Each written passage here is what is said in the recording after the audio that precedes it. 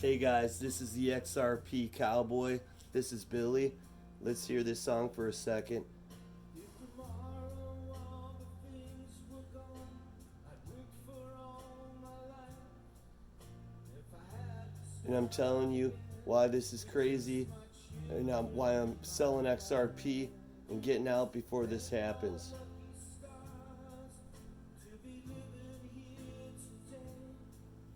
'Cause the flag still stands for freedom, and they can't take that away. And I'm proud to be an American, where at least I Alright, know Alexa off. I'm free. Okay, I'm going to tell you guys some stuff that's really bugging me.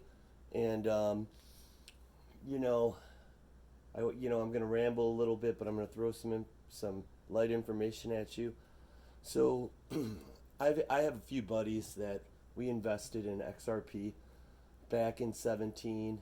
We paid like $1 all the way up to $3 for it, and ultimately, um, we held it. We watched it drop all the way down from 380 to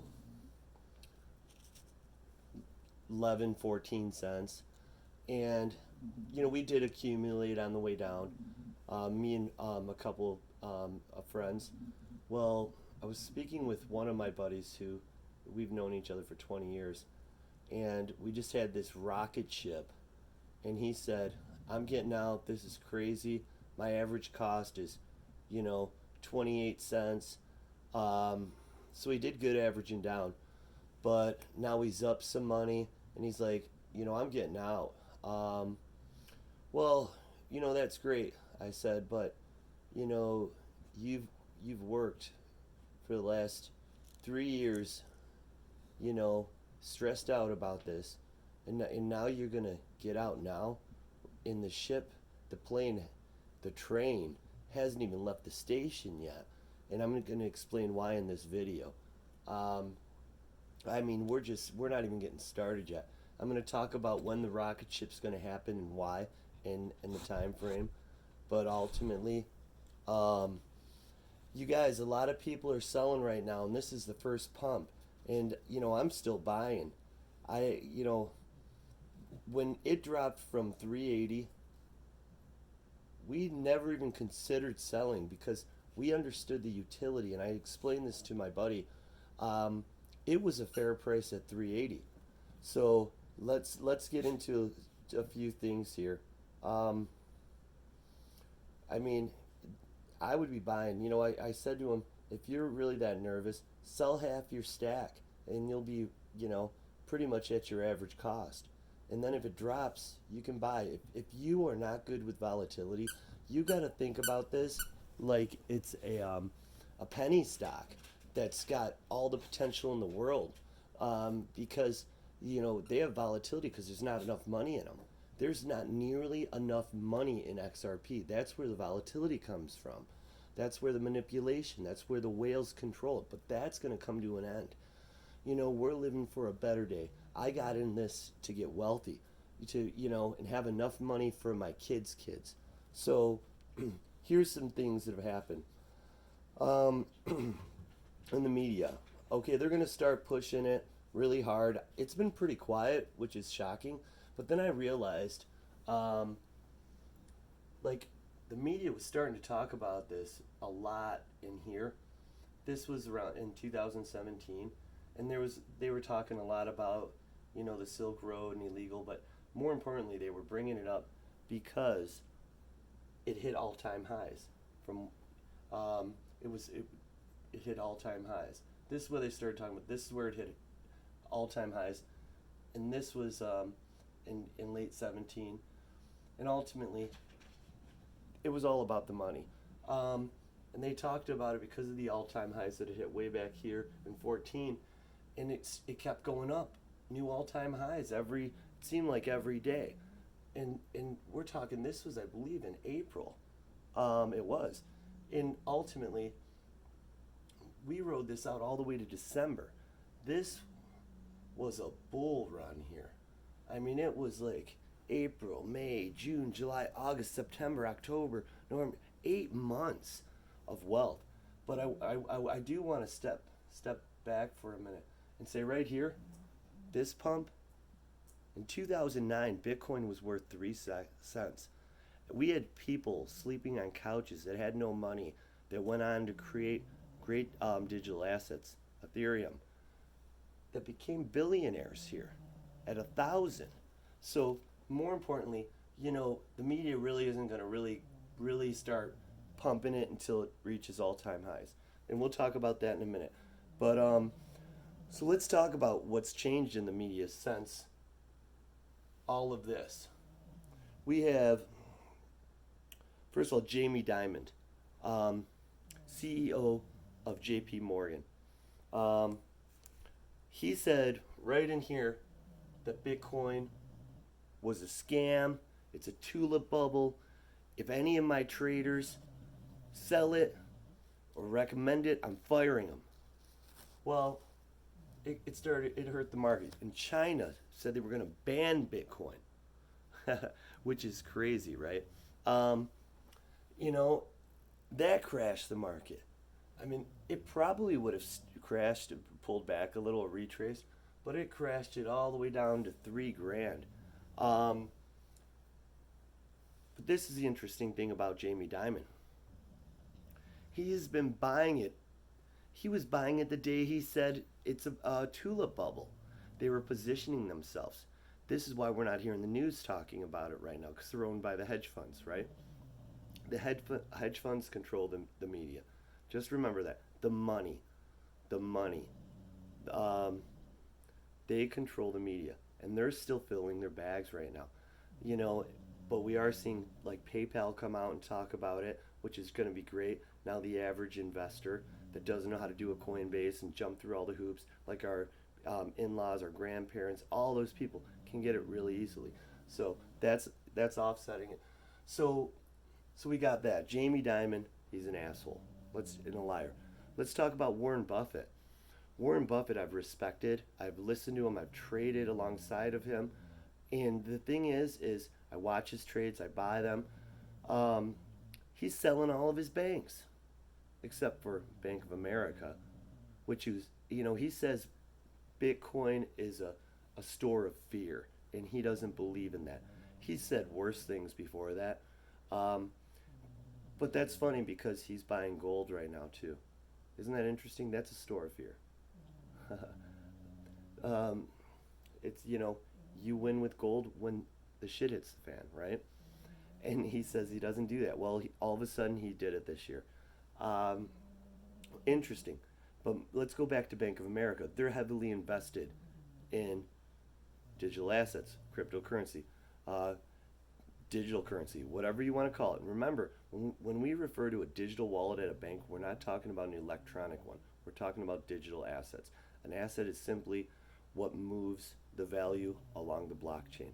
So if you believe in blockchain and you don't believe in digital assets, you can't have one without the other. The tracks are laid, but the train can't go down the tracks. You know, without the asset. The asset's what moves the digital asset through down the tracks to the other end. Okay? Sorry, I'm rambling, but I'm getting away from myself. This is the hair cowboy. This is Billy. Hey, so that's Warren Buffett's he owns Bank of America. Okay? Um, it's weird he's selling all of his other banks, but he's buying more Bank of America right now. Isn't that odd? Okay, we're connecting some dots and following the money here. Follow the money, connect the dots, and when they go to the same place, you've got a great investment. Okay, let's go to Jim Cramer. I watch Mad Money. Hey, I'm Kramer. Okay, I'm not here to make friends, I'm here to make money. Well, around this time, all the way over here, up until last month, as far as I know, I watch his show all the time. He was saying, "Oh, Bitcoin, it's garbage, it's junk. It's just, it's not worth investing in." And Jim Cramer, I mean, he's not a billionaire, but he's pretty close. And he made a ton of money in Apple. That's how he, really, really became Jim Cramer, and he worked at Goldman Sachs.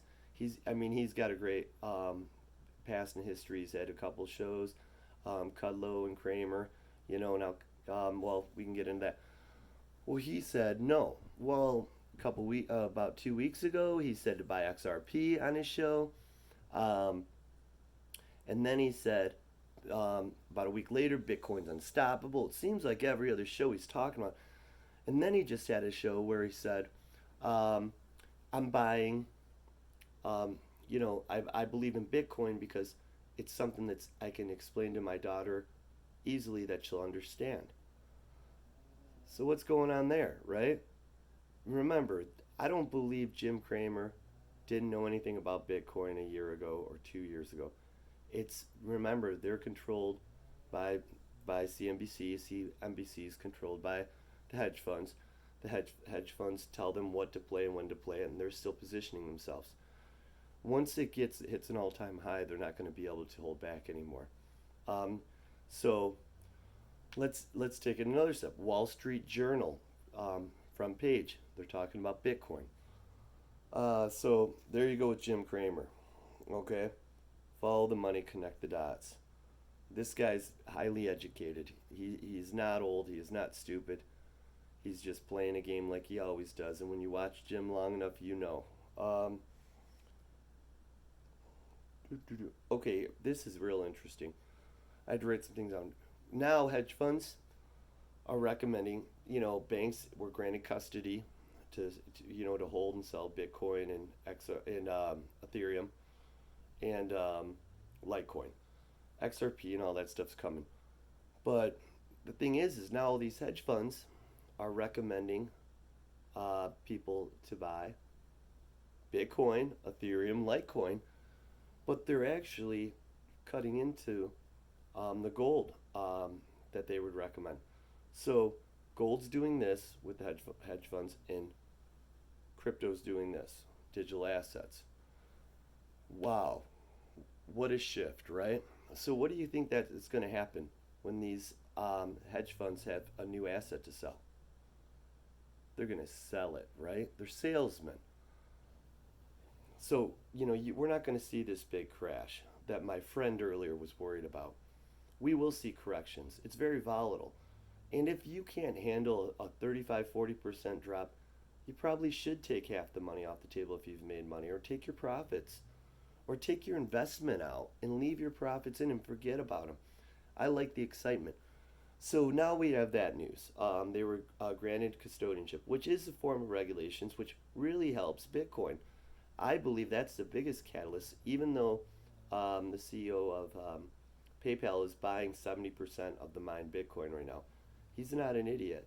I mean, you know, that was Elon Musk's company before, it changed ownership, or CEOs, I should say. So now, let's go to. Dun, dun, dun. This is Billy, the XRP cowboy. Um, this is just crazy what's going on. I mean, I could go on and on. I have a list a million miles long. But let's just go to the charts, okay? That's what you want to see. I want to show you something right here. This is where we're going to see the rocket ship of the cycle. Right here, Bitcoin was around $1,050 back in 14. We go all the way through here. It drops way down, way down, way down, way down, and then it finally touches the all-time high, gets kicked down. And this is actually, if my mind's correct, this was April right here. This is the magic point. Came back, didn't get knocked down by overhead resistance like it did here and here, and then it held. So now in April we have the bull run, the rocket run, the run to the moon, and we rock all the way up to 20K. What you need to take from this though is the bull run didn't start here, which is what everybody is saying is happening right now with it going to 20K. This was an uptrend, okay? Let's call it the rocket run. The rocket run started when it hit the all-time highs All these years people waited, dropped back down, retested, hit support, and just crashed through the overhead resistance. This is so important to know. When there's no overhead resistance, there's price discovery. We don't have anything to kick us down except people just freaking out like people are doing right now, like my friend wanting to sell. So, what happened here was it went parabolic all the way up to 20K. So to say Bitcoin at 19,000 is the same as this, no, it's not. It's the same as this 1,050, 1,050, because it's reaching all time highs. It may get kicked back down, just like it did here. It might have a correction. But I'm telling you, once it crashes through 20K, we're going to have, pretend this thousand's 20K and this is 20K, which is what we're looking at from the all time high of 17, the end of 17 till now, 2020. This is mirroring each other. We're over here, we're way over here now. That is our starting point. That is our rocket ships getting ready to take off. Will we see this? I don't know, because of all the institutional investing and all the adoption. And I will say I don't think it's going to take months like till the end of next year, which the charts would say it would, to get there, because everything with COVID, the pandemic, if you want to call it that, it's real COVID, but people are thinking they're leveraging all this stuff for this, right? For a financial reset, or they used to call it a new world order. I think Obama called it a new world order. Now we're calling it a financial reset to go to digital currency. That's why you're having trouble with your banks, with getting money out, and all these weird things happening that don't make sense. I don't want to be tin cappy, but we've been talking about this way before COVID. And I'm not saying COVID isn't real. I know people have lost loved ones. I'm just saying, no crisis goes unwasted in politics, right? This is Billy, the XRP cowboy. Love. So what this means is the last time we did this, 1,050 to 1,050, Bitcoin rocketed 20 times, went up 20x, which took us to 20K. And then, who knows, geopolitical stuff, whatever it was, Jamie Dimon, everything, just ripped it apart. They wanted to buy. They weren't set. They weren't prepared. So they did everything. In fact, I read that the futures were created for one purpose, to destroy the price of Bitcoin. I mean, that's real information. Anything I say, you can check. I could show you this stuff on the screen, but I don't know tech, so I can't. I don't know how to put my phone on my screen or my computer. But what I can say is, this is so important to understand. The starting point is once we hold overhead resistance of 20K. Now, that leads us to XRP. Very similar thing happened, if you look at the charts. And when XRP was right here, people say, before this last run, how come XRP is only at 30 cents, and the last time Bitcoin was at 20K, it was at 85 cents? Well, they're not. That's a multiplier. They're not thinking about this. The last time Bitcoin ran to 20K, I think it was 18. They were saying 18K, but XRP was at 0.03 cents. So we are significantly higher than where we were at the beginning of the last rocket cycle. Rocket cycle. Rocket cycle. So we were, which implied we're going to rock it. Well, so here's the thing. Right now, that last cycle, XRP ran 127% higher, times higher. So, that took us to $3.80. 127 times 0.03 takes us to 380. Okay? Do the math on your calculator. And please take a moment, like, and subscribe. It helps my family and helps me get more views. Please, I'll smile. I'm begging. No, do that. But now I'm going to explain that. So that took us to 380. Um, so now we were at, in this point of the cycle, at 32 cents. So if you do 127 times on that, we're going to see a $40.50 XRP if history repeats, just like it did with Bitcoin. And where's Bitcoin going to go? 20 times, 20x, 400K. I'm seeing, and I've made a video 2, 3 weeks ago about this, and now all of a sudden we're seeing analysts say 200K Bitcoin, 300K Bitcoin.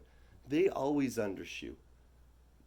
But the math, if it mirrors, if the charts and the cycle and what I call the rocket cycle happens, the the way it has and it always has, we got a 400K Bitcoin and a $40.50 XRP in the next, technically, it would be by the end of next year of 2021. But given the acceleration, probably late August. I think it's early August really, but let's just say late August. We have adoption, we have regulations happening, and we've had some that have already happened. We've got a green light on Bitcoin to put in retirements. You know, it's crazy. So, with that being said, where are we in the cycle? Let's repeat this so you fully understand it. We are not at the top like people were saying. Plus, Bitcoin's been holding great. We might see this right here. We might break through and then get pushed back down, go up. However, we are on the uptrend. So this is the uptrend. This is the uptrend to get the all-time highs, just like it is. Just pretend this is 20K and this is 20K instead of 1,550 and 1,050. This is where we are right here. We are right here. Right here. Right here. So we could go down, but we have, like I said, we have a lot more positive things happening. It's not speculative. It's not for the black market. It's not for the Silk Road. So we may not get this correction. We might get a little one, but we are right there. Right there. This is all coming. This is all in front of us. And expect some volatility. I mean, if you don't, I'll tell you what though, if it drops 30%, you should be backing the truck up to buy, not to sell. I mean, we still got to get to $3.80 before the rocket cycle starts. Okay? And I want to throw a shout out to the digital asset investor. I love his stories. And, you know, he asked about a song today, and I'll tell you, for many, many months, I've been following him for about a year and a half. And, you know, watching, you know, my investment go down to 11, 14 cents. I didn't see it at 11 cents, but 14, 15 cents from $2, you know, and I didn't have much money when I invested back then. He, digital asset investor, kept his